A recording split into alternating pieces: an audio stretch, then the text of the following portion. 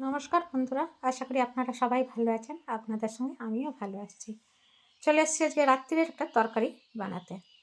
তার জন্য নিয়েছি কাঁচা লঙ্কা, শুকনো লঙ্কা আর কালো জিরে দিয়ে পেঁয়াজটা যে আছে ওটা ভেজে নিচ্ছি। হ্যাঁ বন্ধুরা, আজ পেঁয়াজ কালিরই তরকারি বানাচ্ছি।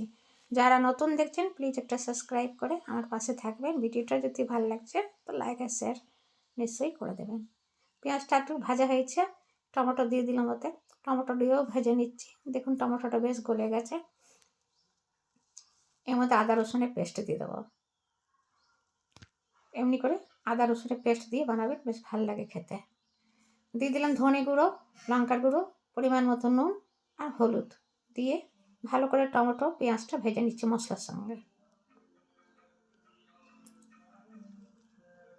যতক্ষণ না সবজি থেকে তেল বেরোচ্ছে।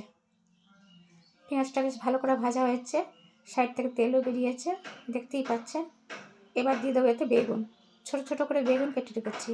পেঁয়াজকালির তরকারি, পেঁয়াজকালি ভাজা যদি বেগুন দিয়ে করেন বেশ ভাল লাগে খেতে, বা আলু দিয়েও ভাল লাগে।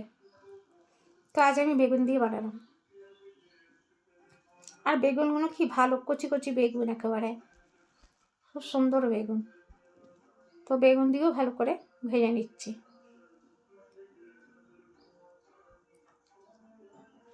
দেখুন বেগুন দিয়ে ভাজা হয়ে গেছে। এবার আমি পেঁয়াজকালিগুলো দিয়ে দিলাম। পেঁয়াজকালিগুলোকে দিয়েও ভালো করে ভেজে নেব। যেহেতু এটা পাতা, এতে জল বেরোবে, একটু ভেজে টেজে আমি চাপা দিয়ে দেবো। গ্যাসটা একদমই সিম করে দেবো। এই পর্যন্ত ভিডিওটা দেখেছেন, কেমন লাগছে? ভালো লাগলে পরে একটা লাইক আর শেয়ার করে দেবেন। আপনারাও এমনি করে বানিয়ে খাবেন, কমেন্টে জানাবেন কেমন হয়েছে। এটা বিশেষ করে রুটির সঙ্গে বেশি ভালো লাগে রাত্রিরে। এখন কতটা জল বেরিয়েছে। বন্ধুরা এমনি করে আপনারাও বানিয়ে খাবেন, আর ভালো লাগলে পরে একটা লাইক আর শেয়ার করে দেবেন।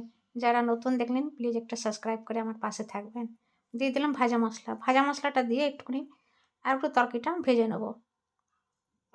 তরকারিটা কিন্তু আমার এবার হয়ে গেছে।